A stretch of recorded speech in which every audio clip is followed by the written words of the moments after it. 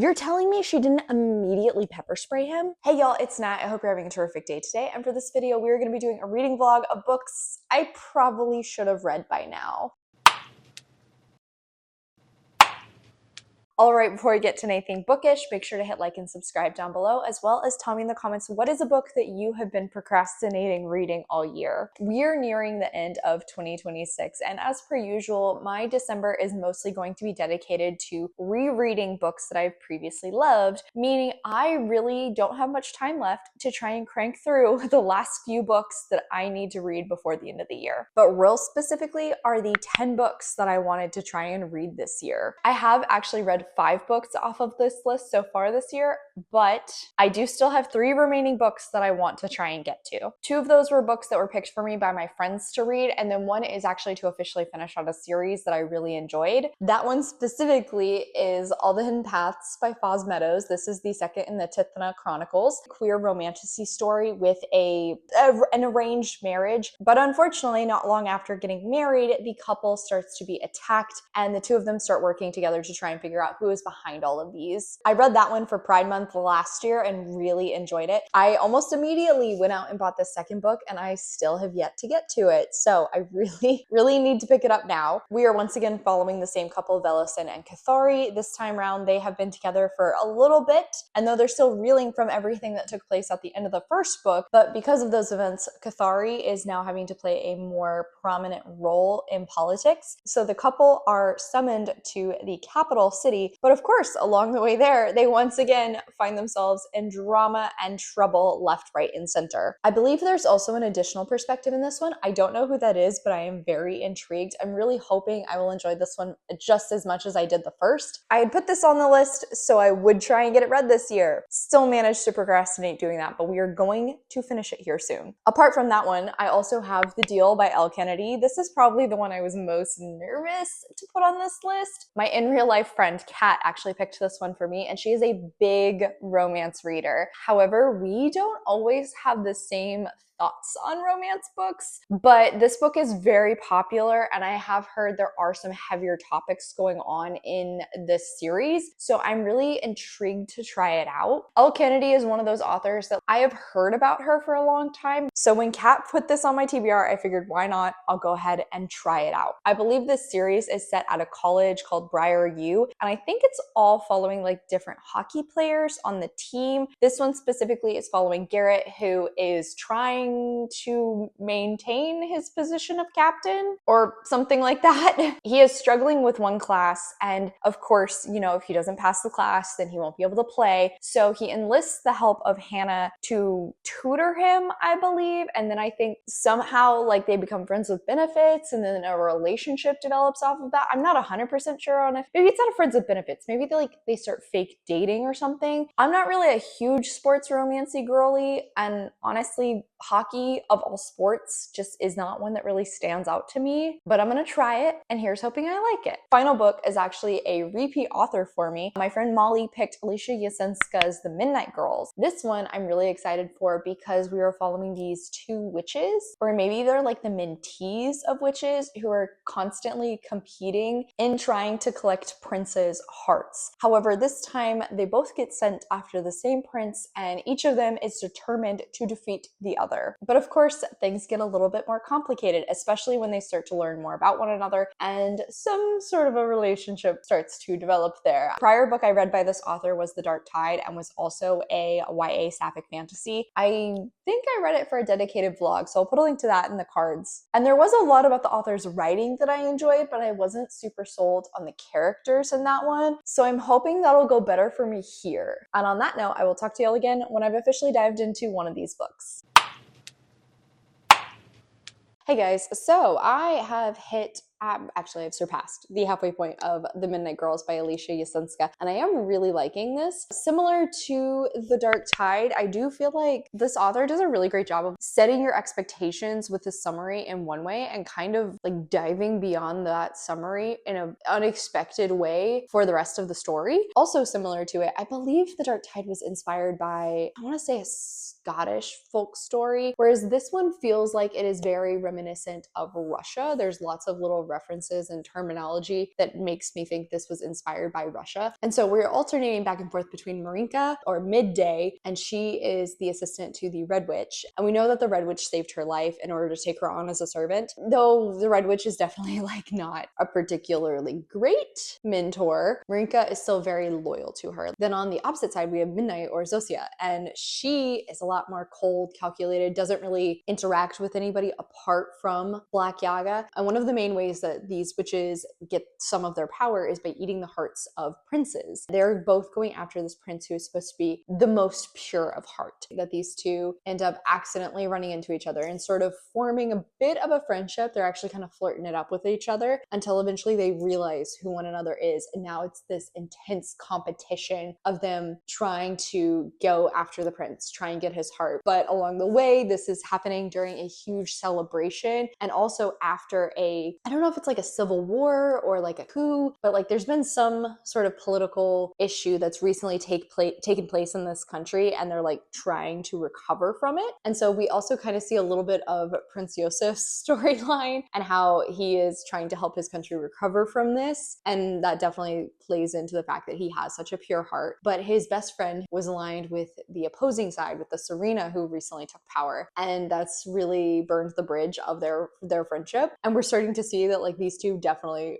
they're not platonic friends, like there's something else there. It's just a little bit of extra drama in the background that's also very entertaining. But I'm really liking the character work that's going on. And like the way Mariska and 𝗖cie are such parallels to each other. They're very much like both sides of the same coin. A lot of their personality traits are on the surface very different, but both of them are based in similar feelings, and I think that's allowed them to connect pretty quickly and pretty easily. It's really good. I'm like blasting through this. I started it this morning and I am already like 64% done. I think I might like this one more than The Dark Tide just because I feel like the two main characters have better chemistry. But so far, definitely a solid rec mall. You did good. Hey guys, so I've officially finished out The Midnight Girls by Alicia Jasinska, and I really liked this. I did officially look it up. It was not Russian inspired. It's actually based on Polish history. It does make sense upon further reflection, given the fact that the references to Russia is the group that is actually trying to invade the country that our main characters live in, and they are being led by a Serena, so that made perfect sense. And kind of going off of that, I was really impressed that though this impending war is definitely not the focus of the story, it's still very prevalent in the background of this book and the plot that the other like side characters are experiencing and the impacts it's having on their lives. Though we don't see through those characters' perspectives, there's enough subtext going on there that it adds into the story really well. Along with that, just like the character interactions we see between the prince and his friend slash enemy, the complicated relationship there also just was very intriguing and kept me engaged. But I really did love the developing relationship between these two young women, Mariska and 𝗖cie. There's so much about them that is very similar, but the way they handle those experiences, their background, is pretty different. And I really liked that. It allowed for this wonderful connection between the two of them, but at the same time, like they're constantly butting heads. Competition element also added into that a lot. I guess complicated situation they're in because of who they are, because of the roles they have being these monstrous servants to the witches, added even more tension and more fun to the relationship between them. Overall, really, really liked this one. The relationship itself is not over the top romantic. What is there is so good. And I actually really enjoyed the end of this. It feels like it fits with the overall just vibe of the rest of the story, but at the same time surprised me. It took me off guard. This is not how I thought the book was going to end, but I actually really liked it for that. I think this book really highlights this author's strengths between like the world building and then the character dynamics. Though I do have nothing but positive things to say about this. It is a young adult, honestly, for being a story where there's like an impending romance for so much of it and it not really being as at the forefront in the end, I guess is how I'll say, is a bit of a detractor for me, somebody who is a big romance fan. So I would give this 4.5 stars. Really liked this. I would definitely recommend this to so many people out there. Overall, it was just a really fun and interesting standalone fantasy book. Hey y'all, so I've officially started into the next book that I probably should have read by now, and that's gonna be The Deal by Elle Kennedy. And my friend Kat picked it for me, and it's so funny for me to say that because I started into this book, I got a chapter in, and told her as well as my friend Allie, and Allie was like, why are you reading this? You are not going to like it. And then Kat pretty quickly was like, yeah, I also don't know why you're reading this. And when I reminded her she picked this for me to read, she was like, oh, that may have been a mistake. And I am here to tell you she was correct. It was a mistake. So I got 5 chapters into this book and it felt like 50 years. Looking at this, I can understand how people enjoy this in the same way that like I personally love terrible comedy movies from the early aughts because they're not necessarily good, but they're enjoyable. However, I tend to be a little too logical about certain things in my romance books. And so this is not appealing to me. In the first chapter, I felt like this was giving me the vibes of a 2005 rom-com. And I don't necessarily mean that as a positive thing. Like certain elements of it really felt like it was dating the story in the writing. For example, we start out meeting our main character. I want to say her name was Hannah. See, I've already removed this from my brain. And she has not like other girls energy immediately. There's also this thing of like everybody on campus worships the ground that the athletes walk on. And like, yes, there are some universities like that. So I'm not going to knock it for being too unrealistic, but when the term popular kids was used to refer to some of the student body. I mean, I went to a school that had a big name athletic team. It's very much a high school mindset. I did know there were some trigger warnings going into this book, and honestly, one of the main reasons I was considering trying to read this series was because I heard that the author does a really great job of weaving in some heavier, some harder topics to kind of make the characters a little bit more realistic and develop them some more, which adds to the character work and the romances. And that's something I do tend to very much enjoy. So I was hopeful that I would like that element of it. So yeah, trigger warnings for this one because not far into the book, it's revealed that Hannah was actually when she was 15. And though she has gone through therapy and she has made great strides to recover from this situation, she still has a lot of trauma around it, understandably so. There are certain things she doesn't do, there are certain things she does to be more protective of herself. And where this book kind of immediately fell down for me is the fact that we are seeing this character who is trying to continue her recovery and continue trying to, I guess I'll say, normalize her life again after experiencing something very traumatic like this. And then you pair her with a hero who refuses to take no for an answer. Did the author really not see the gross irony there? So yeah, we meet Garrett. He's like a big name hockey player and they share a class. Basically, majority of their course ended up failing the midterm. And so of course, if he fails this class, he won't be able to play hockey. She is one of the very few people who actually passed the midterm. And so he is begging her to tutor him. She just won't do it, which that right there, totally valid, totally understandable. Like, girl, you have your own life. You have your own responsibilities. You got a job. You got your own classes. You have a showcase coming up. Valid. No is a full sentence. But Garrett does not accept that. Honestly, kind of turns into a stalker. He finds her phone number and texts her, which I don't understand why she didn't immediately after saying no, just block him. Then he finds out where she works, sits at one of her tables. She once again shoots him down. And once she pawns him off to a different waitress, he then interrogates that waitress about when does Hannah get off work, hangs out until she is leaving, and then follows her to her car. Remember, this is a woman who is continuing to recover from having been. You're telling me she didn't immediately pepper spray him? Because I would have. Like, I'm sorry, that's just straight up creepy. That's not cute. That's not charming. So yeah, that right there is just telling me I'm not going to enjoy this book. Along with that element, I also just did not like, again, Hannah is not like other girls. Garrett and his hockey mates, but also like they act like it's a frat, all over sexualized women. Then there's like this slut shaming element in there as well, which felt really weird. Garrett shames the girls who hook up with the hockey players, but then at the same time it's also whoring around. So it's like not a fan of this double standard, especially when you're trying to discuss culture in the book. I can understand how some people could read this and just like turn their brain off, don't have to think too deep about it, enjoy it. I'm just not one of those people, especially when it comes to romance books. I've learned this about myself. So yeah, I DNF'd this, and I'm gonna be stricter on what Kat is allowed to recommend me for 2026. Here's hoping the last book of this video goes better. Hey y'all, so I've officially started into the last book for this video, All the Hidden Paths by Foz Meadows. I am enjoying it, however there are a few things that are starting to bug me, and I have a weird situation with one character that we'll get into. Obviously, a sequel to Strange and Stubborn Endurance. I would estimate like a month or two after the events of the first book. So in the first book, we are following 𝗖cie, who is deep in the closet, lives in this country that is still fairly conservative and religious, unfortunately gets outed to his father in a very traumatic way shortly after being told that he is being promised to the prince. She's not a princess, she's more like a duchess, I guess. She's more like a duchess in this neighboring country of 𝗖cie. So after he is sort of forced out of the closet, his father thinks this whole political scheme that they've set up is going to fall apart, but instead 𝗖cie is like, okay, no problem, why don't you just marry the duke instead? And then not long after arriving there, 𝗖cie becomes the victim of numerous assassination attempts. And so he ends up forming a friendship with his new husband 𝗖cie to not only try to protect him, but also try to figure out who is responsible for this and why. Meadows' writing is really weird because at times I feel like I just can't stop reading it, but every once in a while there will be certain elements that feel like, okay, I don't need this much detail. You can pull it back a little bit. This was too wordy. You could have chopped this out. And it's almost like I'm constantly vacillating between either like I can't stop reading or I'm having to make myself skim because I'm getting bored by the amount of detail. It's weird.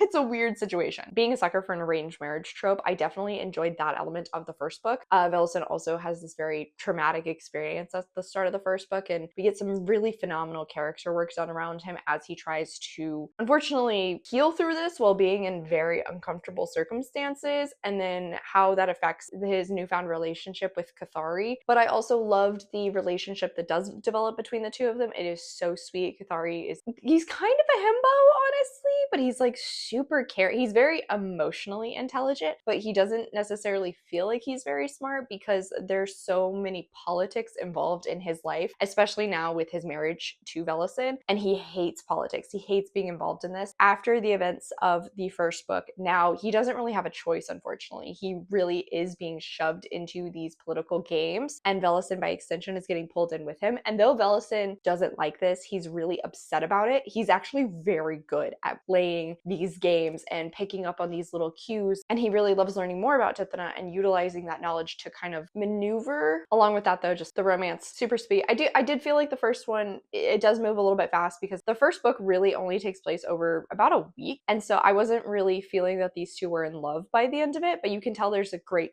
care developing there. At this point, I was really thinking perhaps these boys are gonna be like actually moving towards being in love, have found their groove in this relationship, having some domestic bliss, but we really don't get much of that at all, honestly. I think it's like maybe the first chapter. Instead, I'm actually very impressed that Meadows has continued on this character arc for 𝗖cie. We see that he is still reeling from this traumatic experience he's had. It's still impacting the relationships he has with those around him. It also impacts how he responds to certain things, particularly in high stress situations. Where I'm starting to get frustrated is the fact that at the start of the book, it feels like 𝗖cie and 𝗖cie are on the same page and like they've really come to trust one another and rely on each other. But it doesn't take long for us to see that like they are still getting to know one another. They think they can read each other very well at times, but other times they have no idea what the other person is thinking, and they will assume one thing and the person is thinking something else, and it just continuously keeps making things worse, especially off of the trauma that 𝗖cie is dealing with from the end of the first book. Like, he is also in a very sensitive position. 𝗖 keeps kind of blaming himself for all of these things, even though 𝗖cie doesn't actually blame him, and so both of them keep putting themselves into these weird situations of like being hurt but also being angry but wanting to be there for the other person, but they're not really sure how to do that. It feels very realistic. It feels like an actual couple who's dealing with some really heavy crap because of the entire nature of how their relationship started. They're never sure what foot are they actually on. And while I appreciate how it's being done, I am starting to get a little frustrated, particularly with 𝗖cie, because he always assumes everything is his fault, even down to situations where it's like, bruh, how could you possibly be responsible for this? But don't worry, he will figure figure out a way to say it is his fault. It's funny because you can tell in 𝗖𝗁𝗁's perspective, he's getting tired of it as well. It's weird, it's entertaining, but I am having a not great time with that. Apart from that though, I am settled back into the world. I do really like the queer normative society that Meadows has created in 𝗖𝗁𝗁 specifically. I also do like getting to see a little bit more of the difference between 𝗖𝗁𝗁 and Ralia, I think it is, where Velicen is originally from. And then there is this added interesting element of we have an additional perspective. I want to say Azrain is his name, possibly?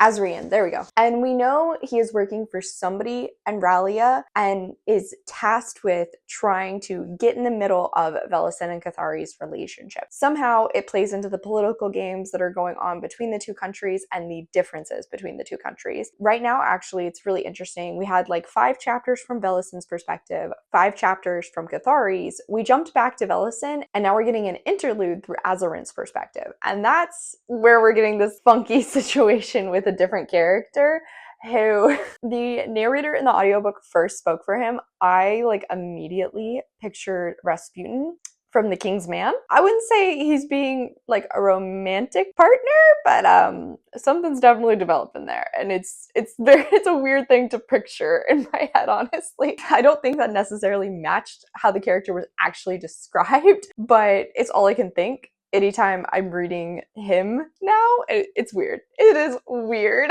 But I am liking this at the very least. I gotta say, for how chunky it is, I'm really glad that I am reading it fairly quickly. I am just having a good time and don't want to stop reading. Hey y'all, so I've officially finished out All the Hidden Paths by Foz Meadows, and I liked this. I do think this is a solid sequel. However, I feel like this is one of those circumstances where even though I enjoyed the sequel, I don't really think it's needed. A lot of the plot did feel kind of repetitive. While I do think this furthered the character growth that is done for Velicen, and I also think it expanded upon 𝗖𝗁𝗁's character work, I don't feel like either of those is so phenomenal or so incredibly in-depth that it's really needed after what happens in the first book. It also takes the time to show the improvement of their relationship, which again, enjoyed, but also not really needed. Then I think having Azarin's perspective does kind of provide an external perspective of their relationship and some of the character work that is done. Another element that honestly, not necessary. I think he added some additional drama to some of the plot that took place, some of the politics that were going on, but all in all, across the board, like nothing in this book felt so phenomenal or like it really improved the story from the first book that I felt like I really had to have it. I did like it, but it does kind of seem like a rinse repeat of the first book. I also do think the writing was wonky. I'm pretty sure I mentioned in my first update, at certain times Meadow would sort of just overwrite certain scenes, especially when it comes to fashion. It helps to better establish the setting of this world, but it literally happens every time a character changes clothes or every time a new character is brought into the scene, and it's so unnecessary. I did still love Markle. He is Velicen's ballet and best friend. He is adorable. He is hilarious. I love the fact that he's just like watching these two idiots and is flat out being like, you're each acting like idiots. Please just talk to each other. As far as the plot itself goes, I do think the final climax was solid. It definitely did catch me off guard, surprised me. I was so here for just the drama of everything. That alone was very entertaining. So actually, you know, maybe I would say this just needed to be edited down. Like, I don't think the travel, all of the assassination attempts were really as necessary. There's like a certain element of the plot that I honestly do not think needs to be there. It added some excitement in the early chapters, but I think if that entire plot line was removed, you could have completely removed all of the time dedicated to their traveling. You probably would remove about 150 pages of this book, and I definitely think it would have helped the pacing and the plotting. So like I said, I don't think this book needed to exist, but I did enjoy it, if nothing else. At the end of it, I would say it's a 4-star, but honestly, I feel like chances are I would reread the first one, but not feel the need to pick this one up again. I do like the fantasy worlds, I do like the character work, and I do like the relationships that Meadows created here. So I would definitely check out more from this author, but I hope whatever they come out with next, their editor is a little bit stricter. All right, and on that note, that's officially it for today, y'all. So thank you so much for coming to my channel. I really appreciate it. Make sure to hit like and subscribe down below. If you made it all the way to the end of this video, let's leave a necklace emoji in the comments. I have links to all of my socials as well as a few ways you can support me down in the description. I come out with videos on Monday and Friday, but until then, I hope you continue to have a terrific day. Love you, bye!